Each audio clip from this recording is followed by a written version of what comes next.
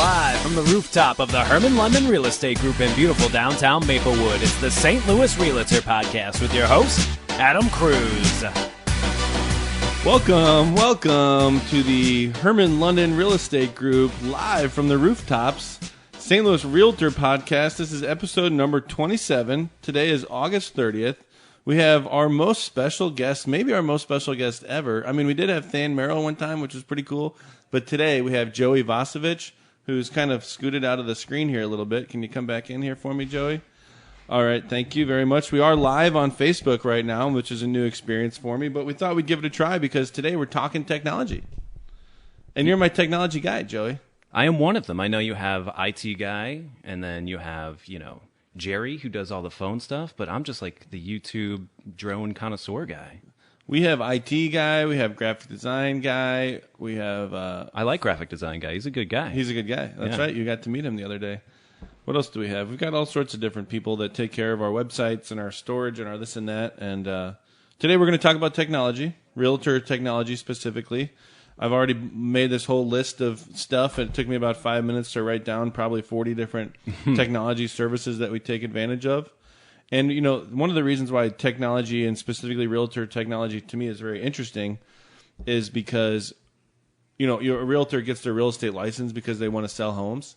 They like real estate. A lot of times when they're joining our company, they tell me they loved looking at homes when they were growing up, or they are interested in rehabbing, or they went to some class about real estate and investing in it. And, they like real estate. But one of the things that they find out quickly is, oh, that's great that you like real estate, but you better become an expert at social media and graphic design and photography and video stuff and web analytics and, not to mention, learn your town really well and be strong enough to put signs in the yard and just all this other stuff, So realtors quickly turn from loving houses to having to become some sort of technology experts, right? So before we jump into that, I did want to make a couple announcements, Joey, if that's all right with you. Oh, I love the announcements part of the show. I actually just put that on repeat when you start doing it. Okay, good. All right. So a couple things going on at our company here at Hermann London. We have a Grizzlies game. We're going to go to the Gateway Grizzlies game tomorrow night. I think you're going to come to that, aren't you? I actually went last week, and I got a hat, so now I'm going to look way cooler than everyone else that's already there. Okay, good. And we have a box there, so we have free food and drinks, which I'm excited about.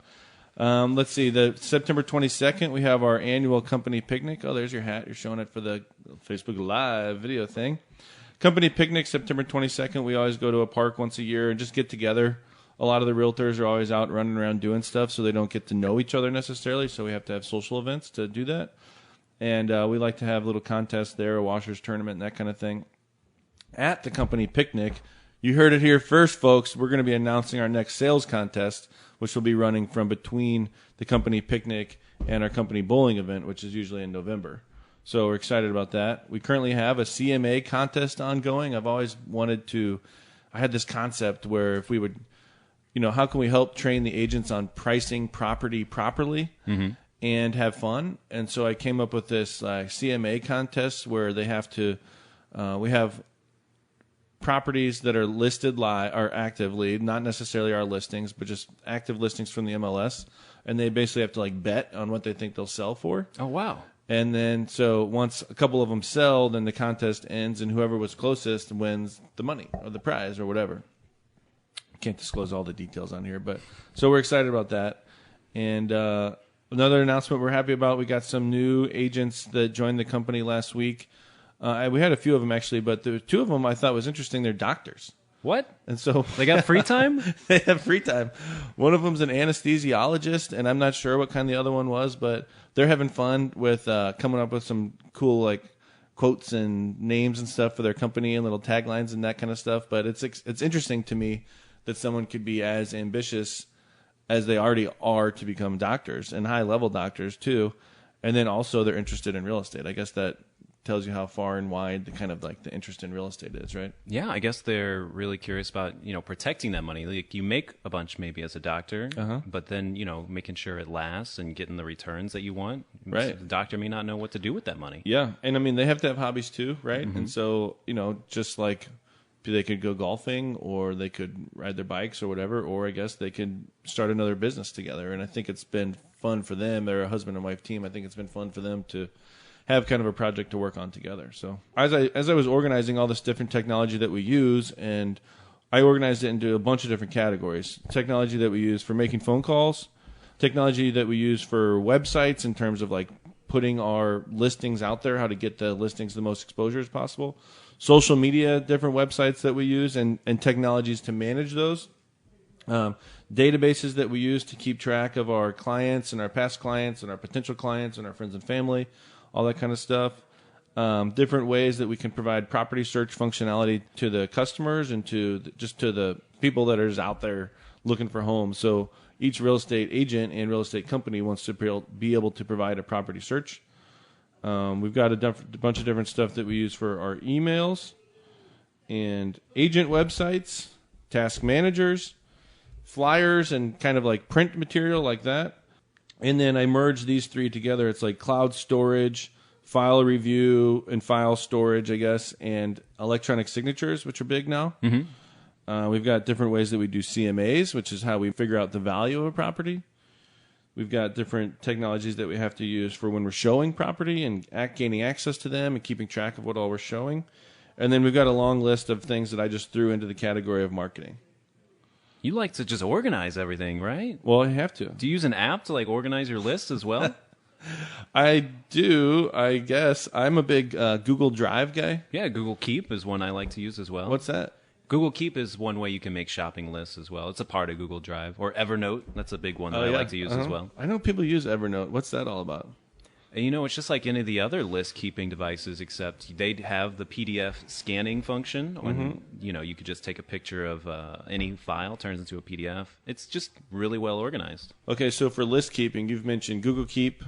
You mentioned Evernote. I use Trello for that. Trello's great. That's what we use to kind of organize the podcast as well. Who's going to be on, what the subject might be. Yeah, it's kind of, to me, I picture Trello as being like a big board, like I used to see in Robin Big, the TV show. Mm-hmm. And they had just like a big wall, and then they had Post-it notes all over it. And so I think when they had like an idea that they did, then they can move it over to done or whatever, you know, and that's kind of what I use Trello for. Yeah, it makes me think of TV shows when they're trying to fill the schedule, or Saturday Night Live, like what sketches they're going to use. Like that's what it makes me think of. Okay. And then, let's see, we can start talking about some stuff that you're involved in with us, right? Obviously, you do our podcast. Mm-hmm. So you have this kind of like hard technology that you use, the microphones and stuff to record it. And then you use some other technologies to like edit it and that type of thing, I'm assuming? Yeah, you know, at first we started off doing the free route. Mm-hmm. So, you know, a free editor would be like Audacity. But I work in radio too, so the pro one that I use is Adobe Audition. Okay. So it just depends if I'm, you know, on my laptop or someone else's mom's computer, I might just download Audacity real quick and edit that way. Or if I'm at work, you know, I'm on the clock, getting paid twice. I'll Hopefully edit your with boss Adobe. isn't listening to this. Oh, of course, I'm going to send this to him. Okay. And then we transcribe. Yeah, we transcribe the show. We type it out. So I use a transcribing app from Google. Transcribe. Okay. I can slow you down like by 3 times, and then you just sound drunk. And that's what you use to type it out. Yeah, there's no real way to like just send audio to an app and make typing come out of it perfectly, to make words come out. You can do it, but it's just not good, right? Yeah, it's going to be terrible. So I still do it manually, but I can slow you down. It makes it a whole lot easier. Okay. And then you have to use our WordPress, right, to post the thing on our website? Yeah, we just go into the back end of Hermann London's website and, and upload it on there. Why don't you just go ahead and tell everyone your login credentials? Of course. I'm just kidding. Please don't. No. We can get some, you know, some people who just want to put their own stuff up. Why are we always telling people what they should be reading? That's right. Okay, and then you have to use YouTube, right? Because you post it all on YouTube? Yeah, I'm really big into finding out what YouTube does to make money and the people who are popular on it. So I watch a lot of YouTubers and find out their secrets and stuff, and I try and use them for our channel as well. I like that. So consistency is number one. We do a lot of videos. We do a lot of podcasts. We do a lot of tags on there for the relevant topics. Okay. Having a great thumbnail is probably number one. Which you made a great thumbnail. I got to give you thank you. Props for that. Let's do a high five there. Thumbnails. That's my specialty. Well, and then you had to make the little song at the beginning of the podcast. Was that some other different technology? Well, I went and actually found some royalty-free music, Uh-huh. and the guy who made the song, he just asked that you put his name at the end of it. So in the YouTube comments, we always have Okay, the guy it's on who the did YouTube it. comments. Okay. I use a lot of royalty-free music. There's some great YouTube channels on there. So for our drone video or something, I'll get some amazing, you like the techno music, right? So that's what I usually go for, something that Adam can dance to. Hey, I appreciate that. Get me going for the beginning of the podcast. And then flying through someone's house and knocking over glasses and stuff. And then do you use something to analyze, like, how many people are listening to the show? And, I know Aunt Margie listens every week, or every month, I guess. But just a piece of chalk on the wall. I just mark down 1 every time I know. Aunt Margie. 1. Done. Well, we use a free podcasting service called Podomatic, and that's great because it's by file size instead of minutes. Okay. So I make the files really small, and then it tells us every day like how many people downloaded the show. So no offense, but I'm always amazed at the numbers. It's always like 60 people downloaded the show yesterday. It's like, why? Where are they from? Are they from St. Louis? Are they Googling, if they search iTunes for like Realtor podcasts, would they find yours? Yeah, we're way up there because we have a lot of reviews on iTunes. There's like Okay. 65 reviews on there. So that Okay. helps with, the popularity search when people look and then how many downloads we get. So if someone types in St. Louis, it should come up. They type in Realtor, it should come up. We're pretty high up there, actually. And then I know, like, the doctors, for example, they said they had listened to a few podcasts. So it's good. Oh, my God. Look at that. I feel What honored. an honor. Hopefully not while they were, like, working on people. Yeah, I get some of that commission whenever someone calls you about the podcast. I post on Reddit a lot. Reddit's like my favorite website, and every day I'll post something about how great the show is. And So Reddit's another thing that gave you the idea for this topic today, right? Because there's people that talk about real estate on Reddit. Yeah, I'm subscribed to the real estate subreddit, and there was one guy who just asked, what gadgets should a realtor have? And I sent that to you, and you seemed intrigued as well. Okay, so maybe I took this whole show to a different place where you wanted it to be. You wanted to talk about gadgets, like hard gadgets, and I'm sitting here talking about websites. I would say that his thread was just not full enough with content, and we're just fleshing it out. We're just fleshing it all Yeah. out. Okay. All right, well, let me just kind of brief through a couple of these, if you don't mind. I'd love to hear. So calling. When I say calling, I don't mean like, hey, I need to call you and talk to you about, something real quick. That we obviously would just use our phones for that, but our cell phones for that. But we have people that make calls to expired listings or call for sale by owners or call an entire neighborhood and tell them about a new listing or an open house that we have coming up or anything like that. And so they use a few different services. Generally, like the MLS, which is locally here is called Maris, feeds into a service that we pay for called RealTJuggler, which RealTJuggler has a few competitors, but we use RealTJuggler. We have some questions already? Just people that are saying hi. Okay, great. Yeah, on Facebook Live, we've got some likes from people you know. Philip Vincent says hi, and my dad, who you don't know, but Phil Vincent, I think, is maybe one of our most loyal listeners. of course. He's trying to pick something up. You're gonna Steal learn our something here, secrets. Phil. So the MLS feeds to a service we use called RealTJuggler, and then RealTJuggler feeds to a service that we use called Mojo, and then I think a competitor to Mojo is Landvoice, and then that's what the agents use to make a lot of calls at once. Instead of having to pick up and like dial every single number, Mojo does that for them. Wow, I didn't even know about that. Yeah, and then the back end of Mojo, that's where they can kind of keep notes about what the people said, and if they're talking to you today and you're like, oh, I can't talk, it's my kid's birthday, right? Then they can make a little note to themselves, like call tomorrow and ask how your kid's birthday was. And then they call tomorrow and you're like, man, they're really thoughtful. He really cares about my kid's birthday. That's amazing.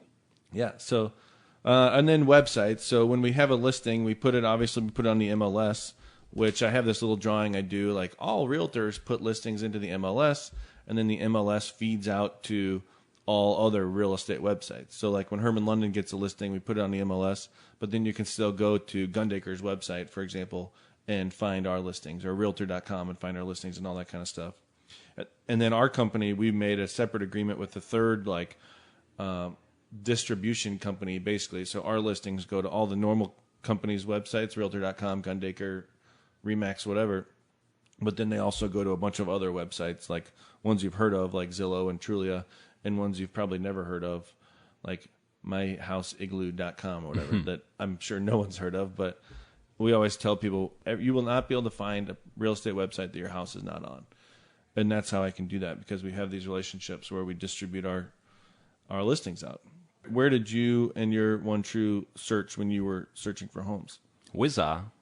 Wizah. Oh, I like that. That's Yeah, a good why answer. would you go anywhere else but Wizah? Why would you go anywhere else but Wizah.com? John Charlton's face is welcoming you right when you get there.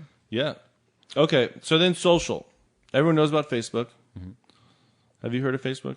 We're on Facebook Live right now. Hey, all right. So realtors need to be kind of active on Facebook, active on LinkedIn, probably. You know, some people use Twitter. I tweet, but I don't really know like why or what I'm doing it for. Some people use Instagram, kids these days, Snapchat, right? And then you can use these other tools like Hootsuite or Sprout Social to manage all of that social media stuff, you know? And so I guess I'm not going to get in today my opinions about the different ones, or like, maybe I briefly will. I just like to talk about it. Like on Facebook, to me, a realtor should not ever put on Facebook, if you're buying or selling a house, call me. You know, they might as well just say, I'm desperate, you know, and I don't have any business, so please help me feed my family.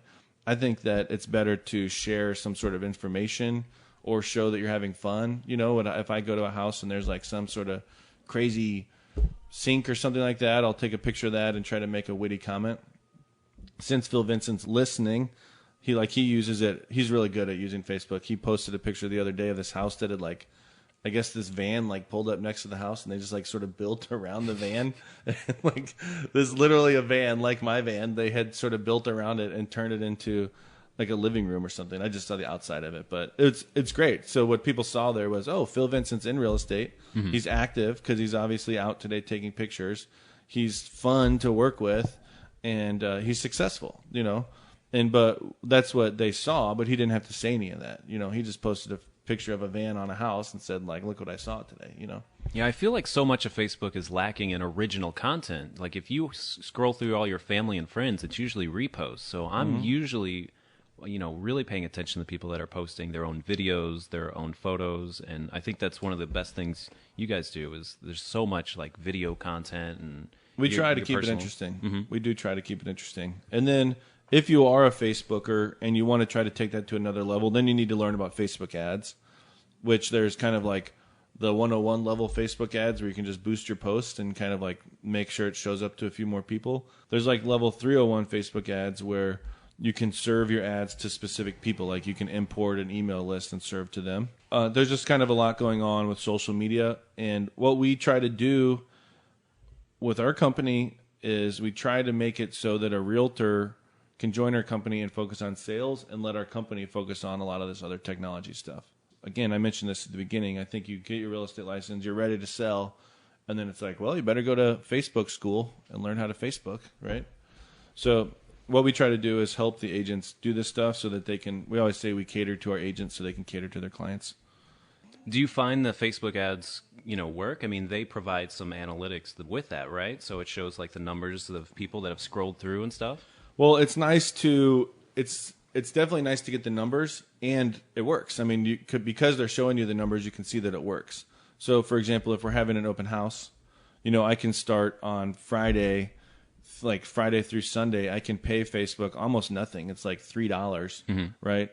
And they're going to show me like, hey, if you wouldn't have paid for this ad announcing your open house this weekend, you might have had 75 people that would have seen it or that seen your post or whatever. But since you did pay us $3, now it's 2,000 people or something like that. You know, the numbers are actually pretty crazy. And so, yeah, I do see that there's value in it because I like to know and get more exposure for the company and hopefully for the open house as well. And I can then kind of let my seller know the value that we're providing, right? So it's like, hey, I did a Facebook ad. It went out to 2,000 people. That's pretty good, you know? And so whether the open house is successful or not, which I've had some where they're really unsuccessful, and we've had some lately where they're crazy successful, people coming in the whole time where we had to have 2 agents there. But whether it was successful or not, we can at least know that we've done a good job to try to market it. And, you know, if anything bad is going to happen, I don't want it to be my fault, right? I would like it to be the market's fault or something else. Touching briefly on databases, realtors specifically, I remember that I used to go and still go to some networking events, but I used to go to a lot of them. And I would ask realtors, I like to ask people questions, and it's interesting to hear how much they'll share with you. And so what I've asked some successful realtors is like, hey, if you could go back, you've been in the business 20 years, if you could go back and change one thing, what would you change? And a lot of them would say, I wish I would have kept a database. And I've seen realtors that have worked here before or in other places, and they've been in the business 10, 15, 20 years. They literally don't have a list anywhere of who their past clients are. They don't know what homes they've sold. They're not keeping up with these people at all, and that's crazy to me. I mean, it's really kind of crazy. It should be like sales 101, right? I mean, keep up with your people. Not to mention you form a relationship with these people while you're showing them homes or helping them sell their home. You'd think you kind of would want to know what they've got going on. But it's overwhelming, and so you need to have a tool for it. And so at our company, we most of our agents use RealtyJuggler, RealtyJuggler.com. And then some other examples that people use are like TopProducer is probably one of the most popular / the most expensive ones. I've heard of SugarCRM. I know that our next one of the things I'm going to talk about is property search, but our property search function has like a database tool on the back end. Some people a lot of realtors I see don't like to spend money at all. Like I will spend zero money. And so they'll try to kind of find ways to not spend money, and maybe they'll use just like Google Contacts through their Gmail, but it just doesn't function as well. I'm getting married, as you know, and I used RealtyJuggler to like keep track of my wedding list of who I was inviting and that kind of stuff. So there's all sorts of value to having a database. And for me, like I can say, okay, we want to mail out our Christmas letter, for example, and go, okay, friends and family and past clients, print, and it'll just print out all the labels immediately. Well, let's talk about property search, because a lot of realtors, like I said, have property search functions on their website. And so they can do that through there's a lot of different services out there, but it's complicated because we already talked about this. Everyone puts their listings into the MLS, and the MLS feeds that data out. It's called an IDX feed, and Internet Data Exchange, I think that stands for. And then but a realtor can't just like take that data feed and like just make their own website. Like I guess they can, and I've tried. When a couple of years ago, I used to be part owner of a web company, and we tried. It was, our guy said this is the most complex and like huge file of data ever that he's ever seen, and so it was a challenge for him to, kind of, I'm using words I don't know what they mean now, but like parse the data basically and like make it into like a searchable, usable thing. And so it's easier to just subscribe to a service. There's services like IDXbroker.com. BoomTown is one a lot of people use. We use RealGeeks. So our Wizah platform, which is our property search website, is built on or based on RealGeeks. And I think it's one of the best. That's why we use it, of course. So you're looking at me funny. What? You have some commentary about that? I don't. Oh, really? Okay. I didn't think you'd be involved with something called RealGeeks, but it must really work. It does if really you're not work. afraid of the name. Yeah, it's it's interesting. I've been with that company for a really long time. It's a very frustrating company, RealGeeks, because the owner of it and his like programming team, they all live in Hawaii. And I was in Hawaii a couple years ago on vacation, and so I like went there and visited them. Because it's that important piece of our business, and it's very frustrating because the guy that owns the company, he's an awesome dude, but he's got this huge family, this monster house, and like his office at that time, I think they've moved now, but it was out of this like office that's above his garage. But his particular office where he sits was in this other place in his house, and so that's where I was meeting with him. And right out of his window, you see the ocean and these like Tetons or whatever, and I'm just like, wow, this guy is pretty much living my dream, So it was frustrating, but they do a crazy good job, and so that's why we chose them. But something that realtors have to consider. Through RealGeeks, for our agents, they can have their own website or websites through RealGeeks on Wizah, and so that will make it so that they can promote Wizah, their listings and that kind of stuff on social media, and the leads or the traffic that comes from it will be given to them, which you have to think about all this stuff, because our agents don't want to promote a website if it's going to get traffic, and then we're going to give the leads to somebody else. So all this kind of stuff had to be figured out and thought through, and that's what we used. Let's talk about this drone thing for a little bit, because I need to have a mental break while you tell us about. We got this drone a couple months ago? Yeah. Is it a good one? Yeah, it's the Phantom 3 by DJI, and because the Phantom 4 just came out, the 3 price went way down, and then you even got one that was refurbished, and I can't tell the difference between it being brand new or someone crashed it for some reason, but it's amazing. Now, of course, the Phantom 4 can do a lot more amazing things than the 3, but for someone who's learning and has never had a drone, I'm in love with it. But so you can go to Best Buy, or when what's it called, Sports Authority was just closing down, they have the drone there that's like $100, right? Mm-hmm. Or the Best Buy, I think I was somewhere the other day and I saw one for like $30. Those are crap, right? The GPS positioning and the motherboard and all that in these DJIs is amazing because it can do things with just the touch of a button. Other cheaper ones, you're going to have to be a really amazing pilot, and it's going to just fly into a wall immediately. But the DJI, it's got some autonomous features that'll blow your mind. So in terms of would you consider this to be like a professional drone? Maybe like base model professional drone? Because I know you can buy a drone now for $5,000 if you want to, right? It can't carry one of the DSLR cameras that you would use or a cinema camera. Okay. But the built-in camera is HD quality. If you're doing videos for YouTube like we are, it's perfect. Which I noticed that a lot of other people have started using drones lately. Mm-hmm. I mean, I'm glad that we're at least, I'd like to think we were on the front of that. Mm-hmm. And, now we're one of a few realtors in town that does drone videos. I wish they wouldn't have caught up so quick, though. I think people are really keeping track of the FAA regulations, and starting yesterday, Monday, stuff went into effect, and people actually know what they're supposed to do and what the laws are. So I think people are feeling more comfortable with getting one because they thought it would be just illegal to even own one before. Okay. I think that the drone is a great example of something that we do to try to market a property, to try to get the property some exposure, to try to please our client, the seller. But I guess I would say that real estate technology in terms of websites haven't exactly caught up with the drone, as we found, where you're searching on Zillow or Wizah or Trulia or Redfin or whatever, and the drone videos or videos in general just don't really have a place yet on their website. Would you agree with that? Sometimes I can't even find the tab that would be listed as a virtual tour, which is what it's listed under. It's not within the slideshow, which is front and center. It's another thing that needs to be clicked, and it's hidden sometimes. Yeah, so just like when we put our listings on the MLS, the photos go out to all those websites, and it's a main part of their website. But the video stuff is not really caught up yet. So the drone, for us, it's up to us pretty much to market the video, right? Mm-hmm. And that's where we put it on YouTube, and then we put it on Facebook, and we use our Facebook ads to bring more traffic to it. Mm-hmm. It's unfortunate that it doesn't show up on all those other places because the people who are searching, the people who's looking at, for example, my listing on Royal Valley on Zillow would be the ones that I'd love to see the drone video. But the people who are seeing it instead are just people who like Hermann London on Facebook or who maybe live in Creve Coeur, right? But aren't necessarily looking for a house like the Royal Valley house, which is what the video is for.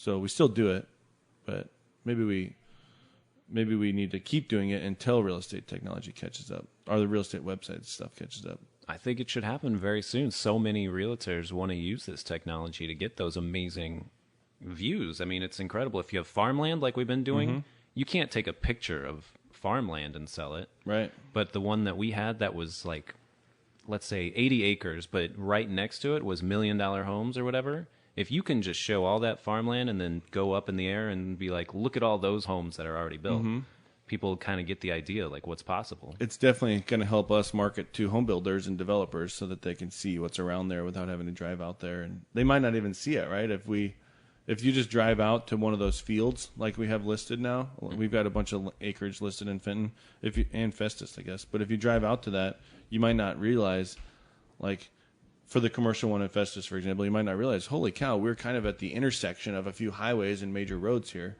It just looks like, what do we have here, a farmhouse, right?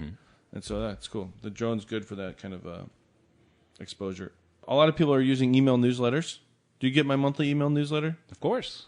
Okay, good. So we use a system called MailChimp. So people come to our website or they sign up through something to get on our email newsletter. And then MailChimp automatically sends an email to anyone on my database, and it automatically fills in with the content from our website, from our blog, and that kind of stuff. So the importance of having a blog, which I don't even have listed on our topics here, is important. And then so for us, MailChimp or the automatic monthly email newsletter is a good way to keep up with clients, past clients, friends, family, whatever. And if realtors are listening to this, to me, that's one of the best and easiest things you can do. It's something we promote all of our agents to do. It's a free service we provide to our agents so that they can send an email to their database from them and with their information on it. And if someone replies, it goes to them. But our company just facilitates all that. And what I found that does for me is that when I'm at a social setting, if I'm at a ugly Christmas sweater party or something like that, usually a lot of times someone will say to me, hey, I got your email. I got your real estate email or whatever, and then it kind of starts up a conversation. So I'm not expecting tons of people to even open the email or read all the stuff in it, but it's kind of like a monthly reminder that, hey, Adam's still in the business, And so it's led to a lot of other referrals and that kind of thing. I didn't even know that it kind of grabbed automatically from the website blog. So that's incredible that it becomes something you don't really have to work too hard on to make some quality content. Yeah, I mean, so what we work on is having quality content for our website, which serves all these other purposes. What we used to do before we did this is we'd have to work on having quality content for our website, right? But then every month we'd have to sit around and spend a day or so on developing a quality content for our newsletter. And basically it was wasted time because A, not that many people open and read these newsletters, and B, we're just creating content that we could have just reused content that we have somewhere else. And you've also used another thing like if this then that. If you set up some sort of formula, it'll grab from your blog and then send it to Twitter automatically. Right. So it's kind of like one less step. You have more time to go on showings, and it's about having that free time, but still creating that content for people to see. Well, yeah. That reminds me of something I was wanting to mention during this episode. Is that I was talking to one of our agents, Alicia, who's been a guest on our show before, and she was saying that as real estate technology has grown and grown and grown, you'd think it would make the realtor's job easier and save us time, but it's done the opposite. The more that technology that seems to come out, the more work that we basically have to do. And now we have to get on every single one of these websites and be on social media, and I need to make posts for Facebook and LinkedIn and Twitter and Instagram, and all. It's kind of like created all this extra work for us when it's supposed to make things easier. Some of it's made things easier, like Docusign, which we'll talk about in a second, where we can do electronic signatures. But a lot of it has just kind of created a lot of extra work. And so what we definitely try to do is sort of optimize what we're doing and automate things. If this, then that is a great one to where you can have like, well, if this happens, then that will also happen. We use another one called Zapier too. So it's like Zapier, I guess, pulls data from our property search website, RealGeeks, and pulls it into that software I was mentioning, Mojo, and then brings it back and forth from each other so that we don't have to, enter the data into both places. Zapier kind of does some of the work for us. So it's good to have, some Google Analytics connected to your website as well, so you can find out which sites are kind of getting you the most views and clicks, and you're not wasting time on some stuff that may not be worth it. Yeah, and yeah, absolutely. What I found is I used to spend a whole lot more time looking at our Google Analytics. And what as a real estate agent, as a real estate broker, as a company owner, I'm all those things, and I kind of wear all those different hats. Where should I spend my time? And so what I've kind of done is I've let our web guys focus on the analytics stuff and kind of try to focus on, evaluating it and knowing what changes to make. I know one of the most viewed pages on our website consistently over the last few years has been this frequently asked question we wrote. I probably wrote this dang thing 6 years ago or 8 years ago. What does CDOM mean? And the thing is that CDOM stands for concurrent days on market, and you'll see it on property search websites, and people don't know what it is. But it's the number of days that a house has been on the market, right? But so we get people from across the country who are Googling this, what does CDOM mean? And they end up on our website, and then they learn what it means, and then they leave. Some guy from New Jersey just now used our site to find out what CDOM means. It doesn't really help us, right? I mean, we like the traffic, it doesn't hurt us by any means, but if somebody who didn't know what they were looking at, or think if they didn't know how to evaluate that, would look at that and be like, oh, this is great. We got to write more articles about CDOM, or that kind of stuff. But it takes someone like you're saying to be able to evaluate it and go, this is good traffic. This is, not helpful. I wouldn't call it bad traffic, but not helpful traffic, that kind of stuff. Something that we did with that is we saw that it was the most popular page on the site, and we put a YouTube video on there and monetized it. And that video has hundreds of views, and it's just, one of your agents talking about CDOM. Some people don't have the time to read or don't care, but they'll click on that video, and then that's monetized, and there's a little bit of money coming in that way as well. I wasn't aware of that, Joey. What have you been doing with that money? It's linked to my bank account. I don't know if you know that. I couldn't get it into your bank account. I couldn't hack the mainframe. Okay, great. Some other examples. We use MailChimp, which I think is one of the best. Some people use MarketVolt. Some people use Constant Contact. Some people just try to use Gmail for that, and they end up getting blocked by Gmail because they send emails out to hundreds of people, If you're going to use any of these systems, be crazy detailed, careful about who you email, how you got their information, have they given you permission, that kind of stuff, because the spam laws and all that are pretty intense. And, these companies will kick you off in a heartbeat if they think you're spamming. But B, I guess you could end up getting fined and stuff like that. So just be careful of all that. As an agent, you need to have marketing materials, right? So like hard marketing materials like flyers, maybe postcards that you want to mail out, sign-in sheets for the house that you have, letterhead, stuff to pass out to buyers when they come to your open house, all that kind of stuff. So what we've done is we used a graphic designer who custom designed a bunch of different flyers and postcards and agent bio sheets and listing presentations and buyer guides and buyer consultation packets and all these kinds of tools that realtors need. We custom designed all that stuff over the years, and then we used some other software. Carlos, you met Carlos. Mm-hmm. He uses some sort of software to make it so that all of those things are editable in Adobe Reader. So then we made a WordPress site. We uploaded all of those files to our WordPress site, and now our agents can log in with a password and download that flyer, for example, open it in Adobe Reader, which is a free software, and they can then click and change all this stuff. So they can change the pictures, change the header, change the address, change the price, all that kind of thing. And it's made it so that they can make a flyer pretty easily. And it's, they can't really mess up the format. A lot of the graphic designers originally wanted me to do this in Microsoft Word, and I was very strongly opposed to that because you can press enter in the wrong spot, and now the format's all messed up, And so this Adobe Reader thing was really important to me, but it's great that we have that because I have seen realtors before spending a lot of time. There was this guy who sat in here for like 3 or 4 days one week and was just trying to design a flyer. For a listing he didn't even have yet, by the way. But absolutely just wasting time. 3 or 4 days, design a flyer. It wasn't perfect. He'd print it out a bunch of times, waste my printer ink and my paper, look at it. Oh, I don't like this. He'd crunch it up in a ball and throw it on the ground. And then he kept working on it. And it was a ridiculous waste of time. Though, he was a pretty personable, social guy. He absolutely should have been out being personable and social, making contacts instead of working on flyer design. That's why we've taken care of that for our agents so they don't have to waste their time on that kind of stuff.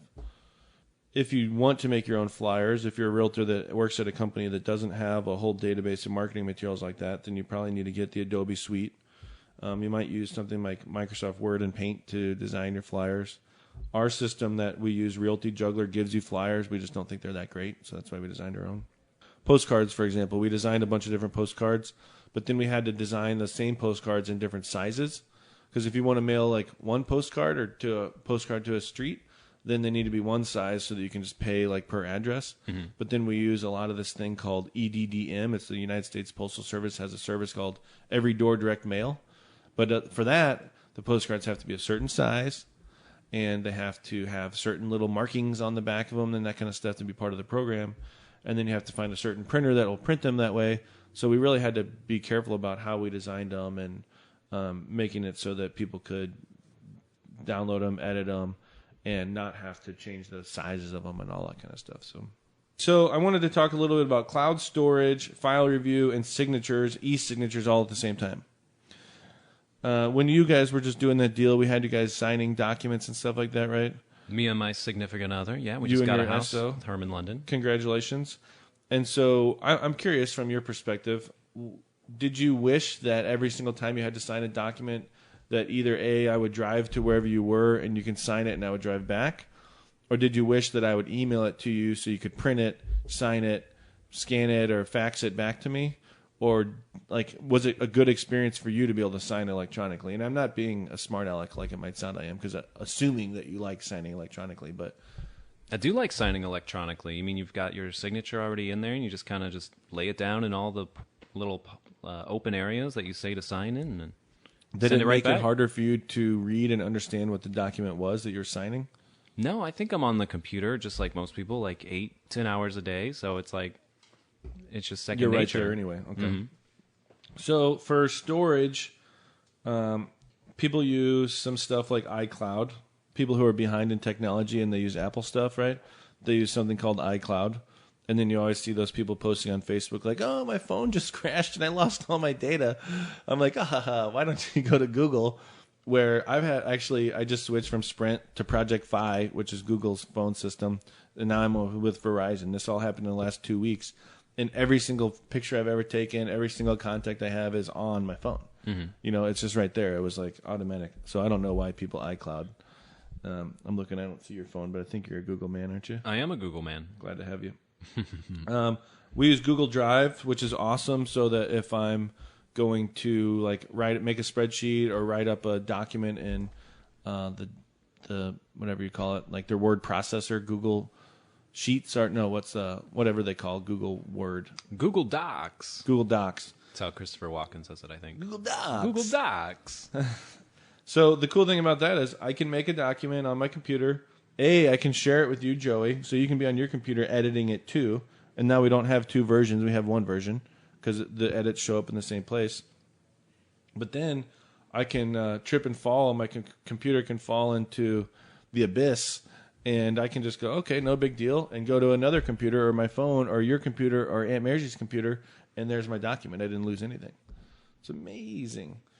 Same thing, Google Photos kind of does the same thing. So, and then in terms of file review and getting all that stuff, realtors use formsRus locally to get that's where we get our most updated contracts and forms. And some people use formsRus to fill out the forms and to get signatures. I think their signature thing is called EchoSign. We here at Hermann London Real Estate Group in beautiful downtown Maplewood, Missouri, don't do that.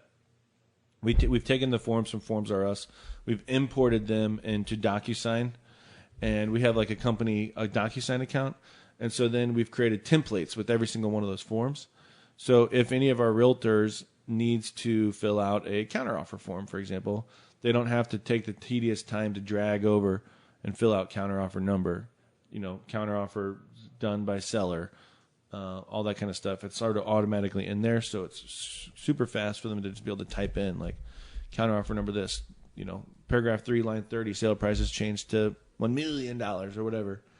And so then we use Docusign to get the signatures. And some people then would use Docusign to store their files. We don't do that. We use an additional system called Paperless Pipeline at our company for the file storage and kind of like contract storage if we ever get audited. Again, we just got audited recently, but we were able to just give him a login to Paperless Pipeline and say, here you go, have fun, versus having to give him like either stacks of paper or having him have to like log into each person's Docusign account. A competitor that I don't like is called .loop. So I don't like it because it's not as easy to use in my opinion, but also you have to be like in the loop. So when a realtor that uses .loop sends me an offer, I have to like kind of sign up to .loop, which I don't want to. I resist it. And then also .loop is owned by Zillow, which I'm part of the Zillow resistance. So nothing good about .loop in my opinion. Let's talk about the Supra boxes. I think you saw on Reddit that one of the technologies that realtors have to use is called Supra. Well, when we were looking at houses, I saw you just hold your phone up against some big lock on the door, and the door just opened. I didn't know what was happening. Right. So I did look it up just to see what it was called so I can seem smarter when I talk to you. Well, success. So when you list a home, you have a few options. One is to use a Supra box, which is a company owned by GE. It's just the blue boxes that you see. One is to buy a lockbox from Home Depot that's kind of like a coded, where you sort of like turn the numbers, kind of like what I would picture a bike lock to be. And then you still open that, and there's a key in it. Some people now have the sort of like built-in deadbolts where you can just like put a code in. I've seen some sellers give out that code, which I think is weird. And then the worst case scenario is where the seller's just home. They're like, oh, I'll just be there. I'll just let him in. No one likes that. If you're a seller, don't do it. Leave. So the cool thing about the Supra box, is that the realtors can open it with their phones or with the little super key thing they call it. It also tracks who opened it and when. So if a realtor gets to a showing, the air conditioner's off, they turn it on to 60 so that when their clients show up, it's cool in the house. But then they forget to turn it off and no one else comes there for a week and the seller gets this huge AC bill. They can track who did that and try to like bust out the realtor and maybe make them pay. I'm not heard of that happening, but that's what they teach you in real estate school. The other thing that's cool about the Supra box is that, a couple things. Only realtors can open it. So some realtors, if you use that other lockbox, they'll just tell their client like the lockbox code, and their client just goes to the house without them. They're not supposed to do that, but they do it. But the Supra box wouldn't allow that, so it's nice for that. And then a little known secret is you can set that Supra box to automatically email anyone. What we use it for is it'll automatically email our seller when the box is opened, which is nice. Not necessarily for security purposes, but a lot of realtors will schedule a showing from like 5 p.m. to 7 p.m., right? And so the seller basically has to leave their house until 7 p.m. But if they're listed with us, we set that Supra box up to do that. They'll get an email at, say, 5:17 that the Supra box was just opened. So now they know, okay, that'd probably take about 20 minutes to look through my house. I can now go home about 5:40 or so, instead of having to drive circles around the neighborhood until 7. So it's just like, I always say, like the little things make a big difference. That's a really cool feature of the Supra box, I think. While you're out showing properties, while we're on that category, some realtors will use an iPad and like pull up all their listing sheets on that.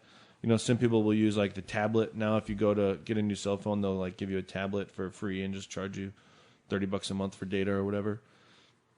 And I used to do that for a little bit, but I actually just print out the sheet for every listing I go to. I print out the sheet, and I prefer it. I can look at it. I can write notes on it.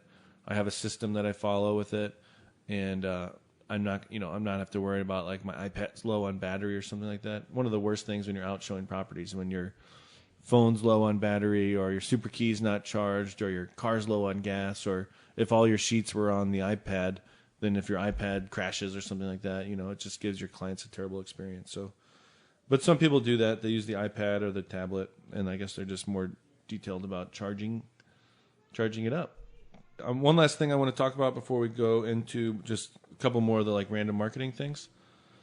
Is this going how you wanted it to go, Joey? Yeah, I'm actually learning a lot. I didn't know about the super key emailing and that you use all these different programs to make the realtor's life easier so they can download the files that are already ready for them. Yeah, I think that someone who's listening to this who's either, if they're not a realtor, this is probably the most boring podcast we've had.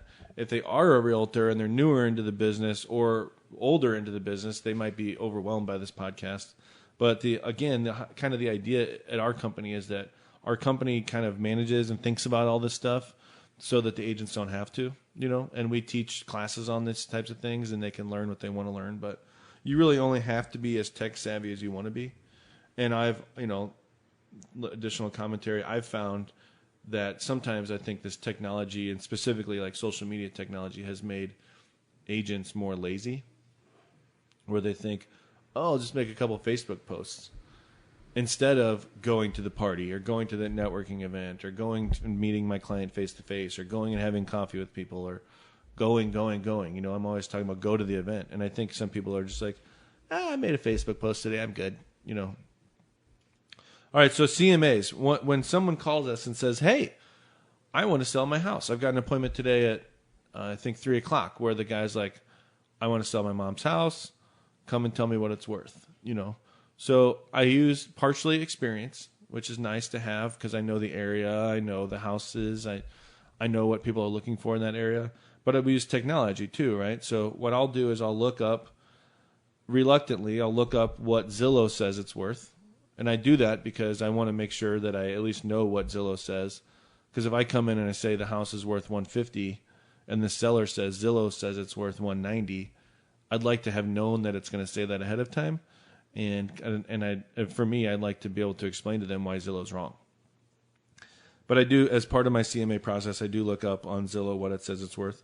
We use a system here locally called Realist, which is kind of pulls from the tax records and has data information about the house, so I can see if a house has never been listed, we won't otherwise know how many bedrooms and bathrooms and square footage it is and all that kind of stuff. We also like to know who owns it. So if Bob Smith calls me, but the tax records say it's owned by, Rebecca Jones, then I know that I need to figure out who's this Bob Smith guy and why is he trying to sell Rebecca's house, right? Realist also gives what they call an AVM. That stands for Automated Valuation Method. So they'll give kind of like an estimate of what they think the property's worth. Then there's a new sort of function of the MLS called RPR, which does a pretty thorough CMA and gives you charts and graphs and stuff. And mainly we use just the MLS. I mentioned it a couple times today. And it has a CMA function. But so that's how we look up to see what other homes have sold in the area, kind of their features of them, and their prices per square foot, and it allows us to compare the homes in that way. And so I'm a big price per square foot guy, but that's what I'll be using when I pull up to value the property that I'm going to be going to this afternoon. Okay, so all of that stuff is things that we use to get by in life, right? But then there's a few extra things that we mentioned the drones, things that we can do to market ourselves or our property. We mentioned the drones. You've heard of the Matterport, right? Which is I think $5,000 camera that you can buy, and it makes it so you can do like a true virtual tour. Probably the only true virtual tour out there, where you can literally pull up on your computer and like walk through the house. They kind of refer to it like a dollhouse effect or something. Like if you were to pull off the wall on a dollhouse the way they usually are and you just look in, that's kind of what you start with. But then you can just flip it any direction you want. Right. So when virtual tours first came out, they had tools that you could use for that. But it was kind of like you'd have to set it up in each room. And then everyone started saying, oh, virtual tour. And they turn basically their photographs into a slideshow and put some little music to it. And they go, oh, yeah, we got a virtual tour. But now Matterport came out, and I would consider that to be an actual true virtual tour where you can actually kind of walk through the house. It's almost like Google Street View, right, but in the house. I don't know if buyers like it or not. I'm assuming they do. I don't know if sellers like it or not. I'm assuming they would think that their agent's pretty cool if they have that. I personally don't like Matterport. Or not necessarily Matterport, but the concept of a true virtual tour. And the reason why is that my experience of watching buyers look through listings online is that you want to give them a minimal amount of information to interest them enough to actually come to the house. I've watched buyers look through photos before, and they're clicking, oh, this is interesting, and then there's like a bathroom that has pink tile. And they go, oh, never mind, don't want this house, next house, moving on, right? And so if that picture of that pink tiled bathroom wouldn't have been there, we probably would have gone to that house. And hell, they might have liked it, right? They might have liked all the rest of the house enough that they knew that they could change out the tile or paint it or whatever, right? Because that same guy, we were clicking, this was before the MLS had the rule where you have to have at least one photo. We were clicking, he was a couple houses down, and he found a house that had no photos. No photos. And he goes, this one is interesting to me. I want to go see this house. And I'm like, okay, let's go. But I was just thinking about, wow. So the people who did actually what you would consider to be a good job marketing their property and had photos actually turned the client off. The people who really just did a bad job, I mean, if you have no photos, you're really just doing a bad job, kind of turned the client on in that case, And so for me, when we're doing photos, I always use a professional photographer, but I like to have a minimal amount of photos just to show a couple of the great features of the house, get people over there. The Matterport thing to me is probably going to cause more people to not go to the house than what it will cost people to go to the house. And you know, you can spin things any way you want. Joey, the realtor, can be like, yeah, but that way you don't have to waste your time, seller, you know. But to me, there's nothing like a buyer driving up to a house, seeing the neighborhood, seeing the neighbors, you know, seeing the house, and actually walking through it to experience it. So personally, I don't like the Matterport. Have I made that clear? It's also a few $100s a month just to host these files, these video 3D walkthroughs. You can't just, you know, share it on a Facebook page or something as a picture. It's a couple $100s to keep it hosted online. Yeah, not to mention it's crazy expensive. I also just don't think that it's helping a seller sell their house. So we're spending the realtor would be spending a bunch of money to pretty much just to impress their seller client, but not actually help them sell the house, which there's a ton of things that I think realtors do to impress their seller client that don't help sell the house, you know. Plus, not to mention, like we talked about with the drone video earlier, if you do a Matterport video, just spend $5,000 or a couple $100 or whatever if you hire somebody that has their own. Where, pray tell, are you going to put this video? Because it's not going to show up on the MLS very well. It's not going to show up on Zillow. It's not going to be on Trulia, just like our drone video is not. So you're spending all this money just to put a video on Facebook, most likely, and hope that people look at it. Hope that the right person looks at it, right? I think once you stop paying that hosting fee, it kind of goes away too, right? I mean, I'm not sure, but you know, a YouTube video it's going to be there. Yeah, I haven't looked into that. So, yeah. Anyway, that's why I don't like the Matterport. Professional photos is really good. I know there's some realtors that try to take their own pictures with their phone, and you'll see on the MLS they didn't even get out of their car, and you can see like the side view mirror of their car. Excuse me. Some realtors do take their own pictures. They actually get out of their car and go in and they take pictures with their phone. They're just not very good pictures, you know, and mainly because the lighting's not right and they don't have like a wide enough angle camera, you know. And then there's always the person who has a nice camera, like it looks like you have a nice camera here, but the realtor thinks they can take their own photos, which A, maybe they can, maybe they can't, I don't know. But B, they should not be, in my opinion, taking their own photos because they're not a professional photographer. They're a professional real estate agent. They should be trying to sell the house or trying to get more listings or whatever, trying to sell property, not spending their time taking photos, then editing the photos, and blah, blah, blah, blah, blah, right? Let somebody who's good at that and that's their job to do that while you're out making new contacts. That's my opinion. We started using recently reflective signs. So when you're driving down the street at night, you can see, you know, a lot of our signs that we have are just printed ink on corrugated plastic.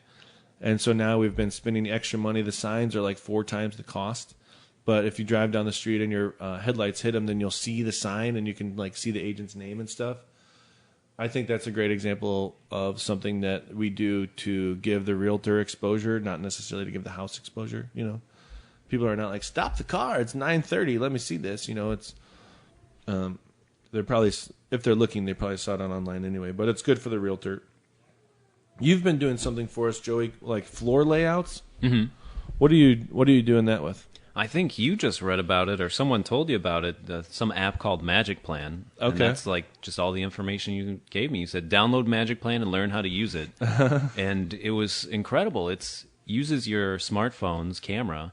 And you just point it at the corners of every room, and then it creates the floor plan for you. It knows the distance.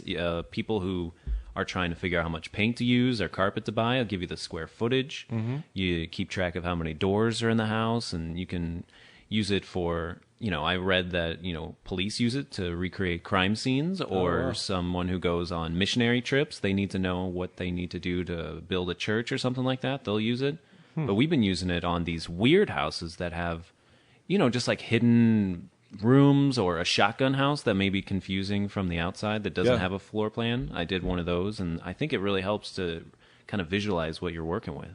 So a couple things there. A, you're right. I asked you to learn how to do it because I shouldn't be out there doing that, right? And like I was just preaching on and on about, I shouldn't be the guy out there learning how to use this app and like making floor plans. We have a great guy here that can do it. Why not leverage your time, right, to do that? And the other cool thing about the floor plans is that we put them with the rest of the photos, so they actually do show up on every real estate website. If you're clicking on Zillow and you're clicking through the photos, there's our floor plans right there. on the houses that we do it on, of course. But it's neat because I'm a visual person. I think a lot of people are sort of visual, and they like to be able to kind of picture the layout of the house. And probably a lot of people now are tearing down walls, and it probably helps them to kind of picture and see what the size of a room would be without that. That's all I've got for today, Joey. Anything else you want to talk about? No, I think that there's always going to be some other new technologies, some new apps, some social media thing that's going to come out and just make all realtors go, really? I got to learn this thing now? Right. I got to learn this now? Really? I felt like that for a while. I was excited. I was diving into all these things, but then the technology just keeps coming out. Every day you get 3 new emails with this new technology, this new service, this new website or whatever, and it can become very overwhelming. And so I think it's nice to A, have someone else who's figuring it out for you, and B, find what you think is the best and use it. You notice, by the way, that I went through all these categories. I mentioned all these different services. That's our company's philosophy. Some real estate brokerages, they have like one software that tries to do all of these things, and in my opinion, doesn't do any of them that great. So instead of us having one like software that's like Real Estate Pro, I just made that up, that does everything, we found that it's better to find the best thing for each problem that we have, So we use the MailChimps and the Mojos and the RealtyJugglers and all that stuff when we could probably find something that it would just do it all, but we don't want to. And I love that you're using all this to create more time for yourself. You have someone else who's taking care of, the website for you. There's someone else who's learned some of these programs. Yeah. It's hard because I'm really interested. If you can't tell, I'm really interested in all this technology, and I love web stuff, and I love all the analytics, so it's hard for me to not do it. And, Carlos, our web guy, I think gets frustrated a lot because I'm always, like, kind of giving him my input and whatever. And he probably thinks, I'm the web guy, just listen to me, but I like it. I really want to be involved with it, so... But not every realtor out there is so interested in all this technology stuff, which that's great. They probably shouldn't be. All right, that's it, Joey. That's all I have for you today. I really thank you for being here. You're our technology expert. I'm glad to have you as a guest on the show. 27 episodes in, first time on the show. Big fan. See you at episode 54. Mm-hmm. And that's it. Thanks for coming, guys, and take care.